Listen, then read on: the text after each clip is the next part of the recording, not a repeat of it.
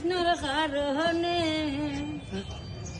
অতীতের কথাগুলো পুরানা স্মৃতিগুলো মনে মনে রাইখো আমি তো বালানা বালা লয়া তাইকো মধু কই কয়ারে বিষ খাবাইলাই কোন কারণে ভালোবাসার দাম না দিলাই মধু কই কয়ারে দাদা শাশুড়ি, এটা দাদার শাশুড়ি।